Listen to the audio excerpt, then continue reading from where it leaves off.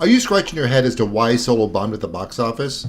We'll be discussing our top 10 reasons as to what happened before the release date of Solo to cause it to fail at the box office. Be advised, this top 10 list will not be criticizing the movie itself. Number 10, Star Wars fatigue. Just kidding. Number 10, delayed trailer drop. We got our first trailer in February, only a few months before release. Audience took this as a red flag as to why Lucasfilm waited so long for the trailer drop. Number 9, changing of the guard. It is never a good thing when directors are fired or quit, especially when the movie is 80% complete. With Lord Miller making excessive reshoots of scenes, going off script, and having actors improv, Lucas execs were uncomfortable with the direction of the film and fired them because of creative differences, then replaced them with Ron Howard. Number 8, acting coach. When news broke that Alden Ehrenreich required an acting coach to play the iconic Han Solo, audiences lost faith in his acting ability. It's commonplace for actors to have acting coaches in making most movies, but the general audience does not know this, and the damage is done. Number 7, rumors.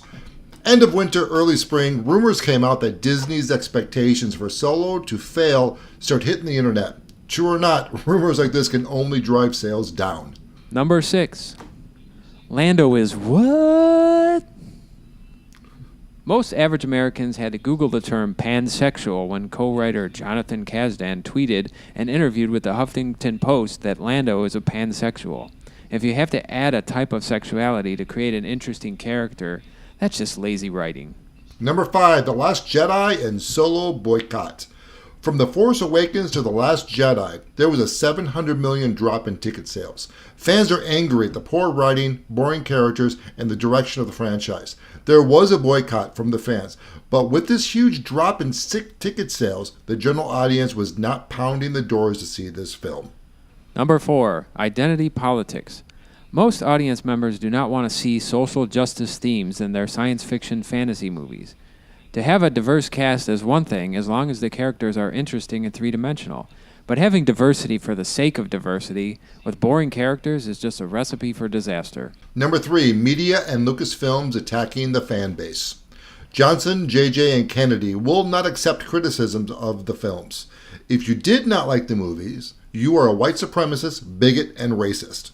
Of course, yes, there are ultra-minority people, a group of people out there that are those three things, but to paint all fans with a broad brush will only turn your fans away. Number 2, most fans did not want this movie.